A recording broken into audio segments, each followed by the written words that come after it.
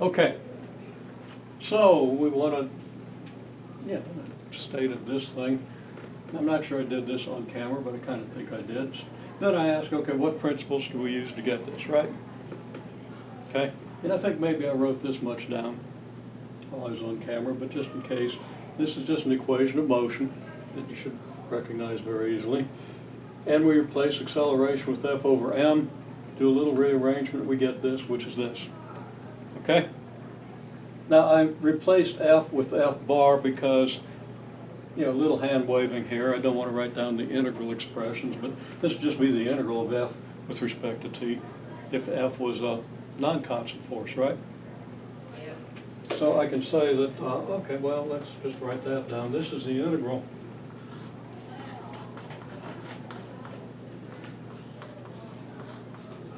of F with respect to t if the force isn't constant, right?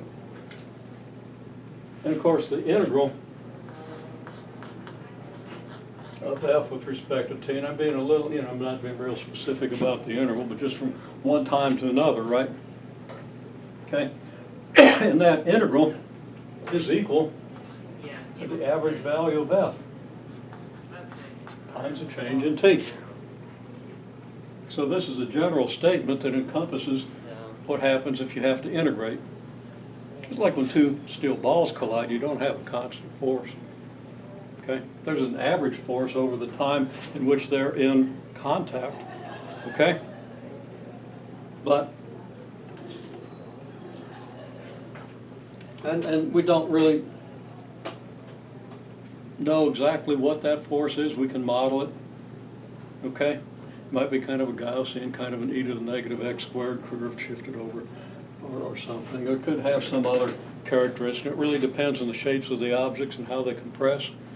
And it's more complicated than we can model accurately. Now we can model it with good accuracy, but we can't be perfect, okay? So we don't really know what the details of this force are, so we don't necessarily integrate it, okay? And it turns out it's not important for analyzing most collisions unless we're into certain aspects of the interaction.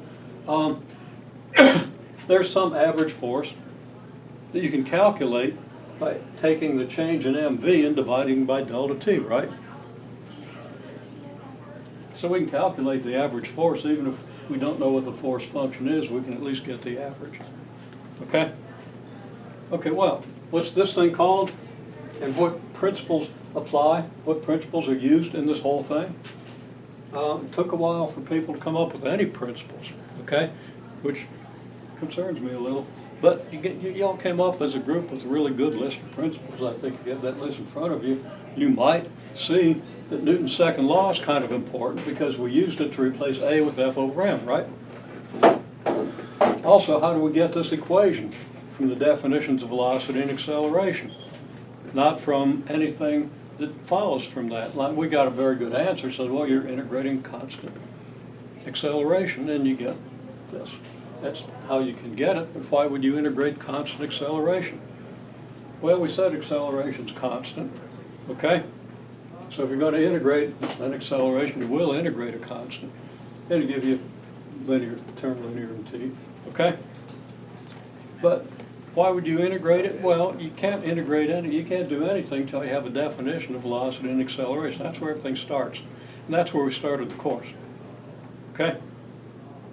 So we have these definitions in Newton's second law. From the definitions, we immediately get equations of motion, okay? Equations of uniformly accelerated motion. And if motion isn't uniformly accelerated, we know we can use the calculus to integrate and differentiate whatever information we have, okay? And we know how those things are related, but we have a castle built on sand if we don't understand that those integrals and so forth are based on the definitions of velocity and acceleration.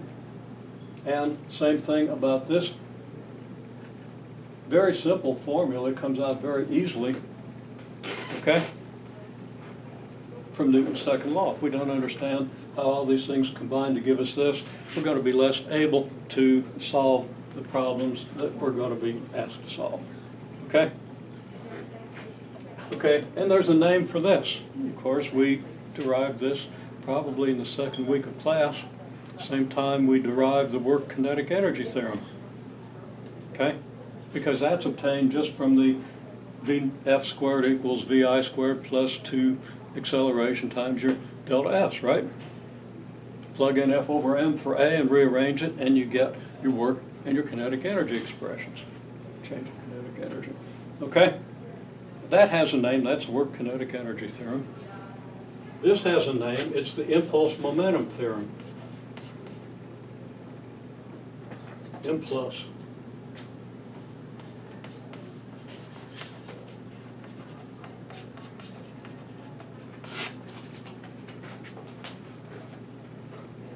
And that ought to ring a bell. Now, how does this apply in a collision?